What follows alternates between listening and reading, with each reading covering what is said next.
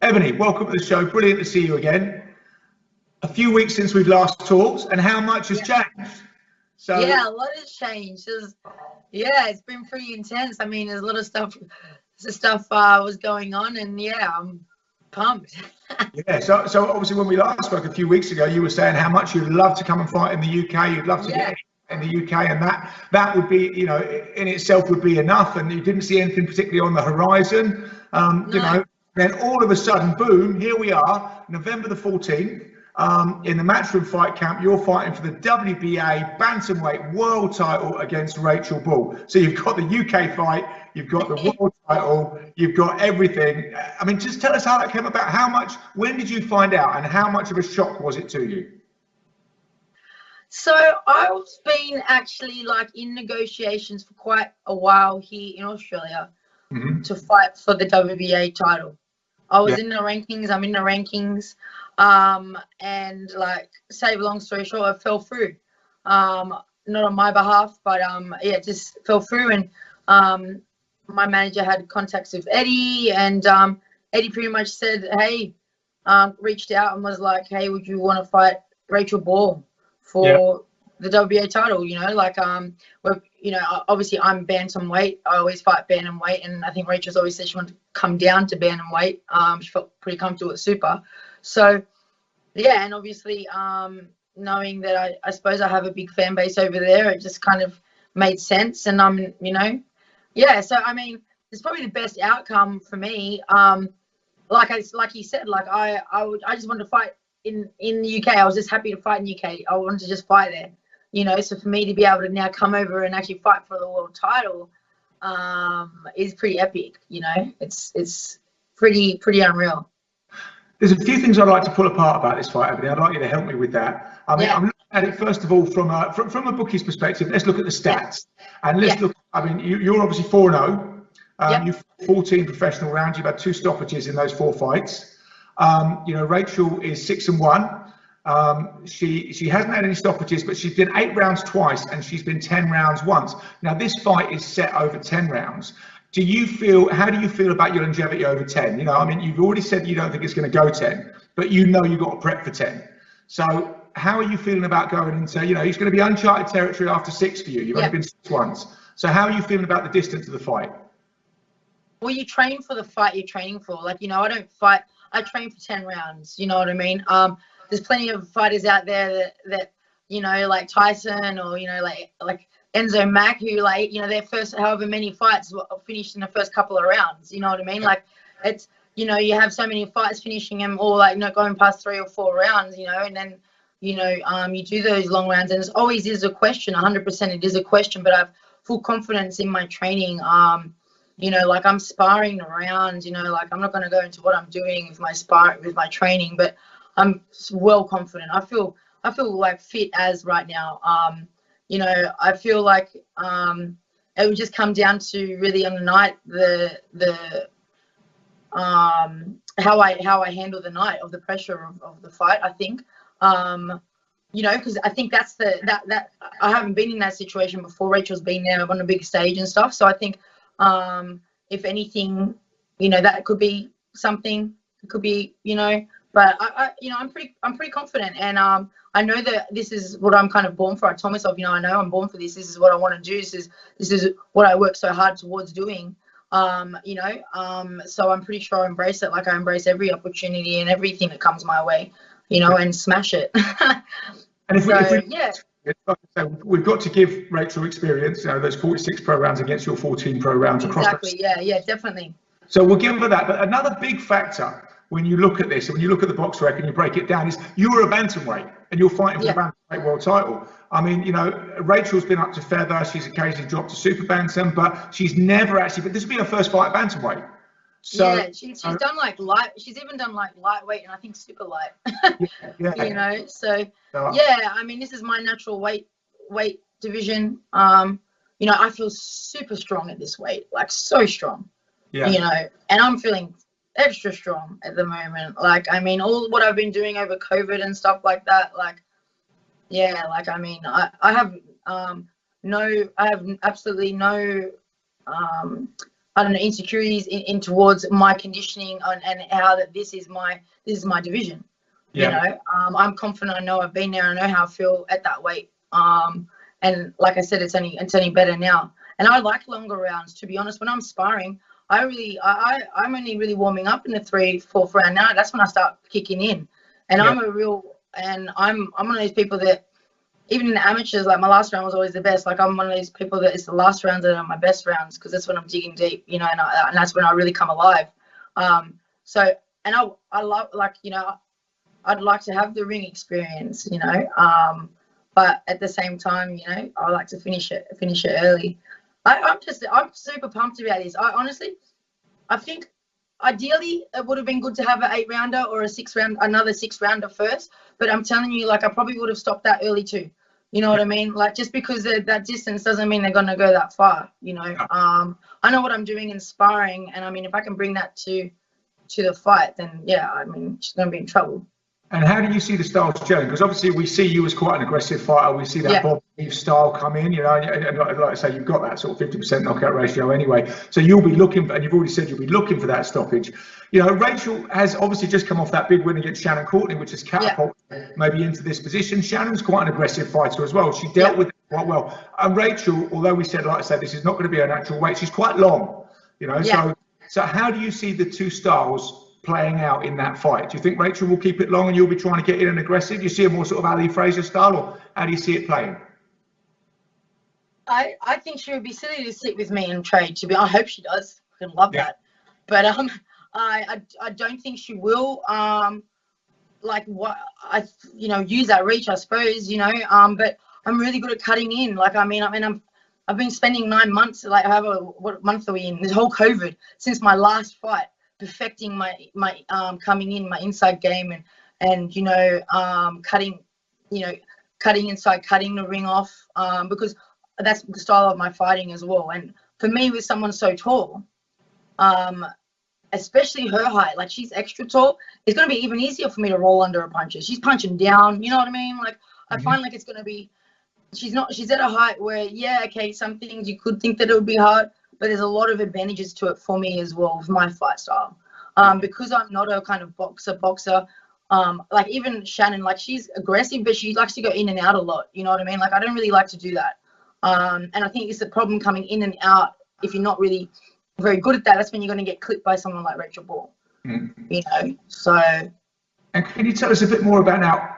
Going into this fight, this is what you'll need to eliminate us about, and what the contract says and everything else. Now, we're expecting it to be behind closed doors because they're starting to cut down more and more on COVID over here. Obviously, he had that fantastic summer fight camp, you know, in the back garden, the Matchroom Fight Camp, you know, which was a huge success with his last behind closed door venture, and that was running for 4 weekends. Now, it's down as Matchroom Fight Camp. Have you been told where it's going to be? If it's definitely going to be behind closed doors, and have you got to come into quarantine in a bubble before that? I mean, what sort of what have they written down in the contract for you? What do you expect to happen when you come into this camp?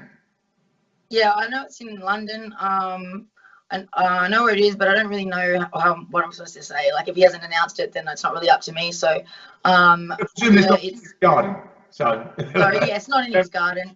I'm going to Philly on Saturday, so I fly out to Philadelphia. So I'll be in America first to finish my camp for 3 weeks over there with my American team, just for the quality sparring and just being able to focus just on the fight. It's really hard here. Even the last 2 weeks, like it's like literally just running around. Like it's impossible to avoid things here, and I just want to focus on the fight. So that's what I'll go out to Philly, and then I fly from Philly to the UK 7 days out. And I'm pretty sure everyone has to go into the bubble. Like whoever's fighting and whoever's involved has to go into the bubble, and not just because I'm coming from the US.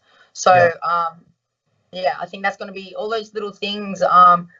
You know, I think like I'm going to have to really be quite strong-minded, or just be able to go with things, because there's still a lot of uncertainties. You know, Rachel lives in the UK. It's a little bit. I think it's going to be that part of things is going to be much easier.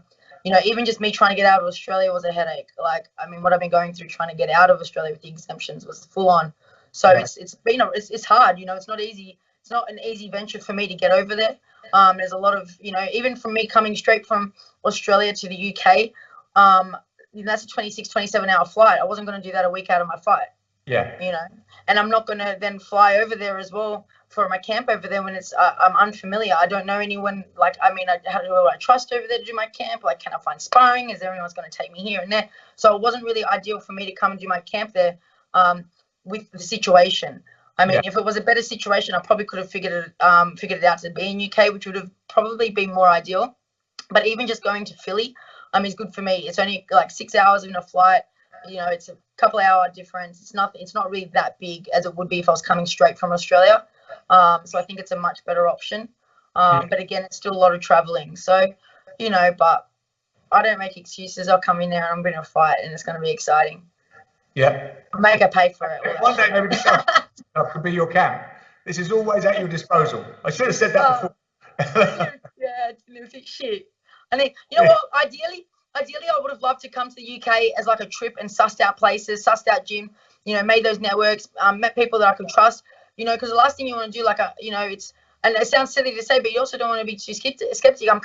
I'm the foreigner coming to another country, coming to another gym. How do I know what's being said? And, you know, like, it's just such a big fight. I don't want to take those kind of risks. Sure. I'd rather be. Do you know the gym in Philly you're going to? Is that familiar? Yeah, I do, yeah. That's where I did my last camp for America. Right. Okay. Yeah. And so I'll be training out there with Danny Davis. I'll be with him for a couple of weeks, and then we'll fly. My coach will fly from Australia straight to the UK a week out. Yeah. Well, maybe we can get some updates from there, Ebanie. Yeah, definitely. Yeah. It'll be crazy there because I'll literally be training and resting. You know, like I don't have anything. I don't have to run around. You know, it'll be awesome. So I'm really, really looking forward to that. Yeah. And my manager, Brian, he's unreal. You know, he has a setup at his house for his fighters, and yeah, he's unreal. So I'm looking forward to it. Yeah. And obviously Rachel's been through this bubble and this strange experience once before. Yeah. Interestingly enough, when I heard her talk, she was saying she felt that she was going to someone else's territory because obviously when she fought Shannon true. Shannon was the favourite, you know, so she felt that. Yeah, so she knows. Yeah. I mean, me and Rachel are good friends. Everyone knows that. We're good mates. So, you know, it's and again, like I'm pretty pumped about being able to share a ring with someone I really do respect, and I think in a way that's on her side, knowing me, because she's the only one that's probably not going to underestimate me. You know what I mean? So, you know, if she didn't know me, she would probably underestimate me like everyone else. So that would be really a bad thing on her part.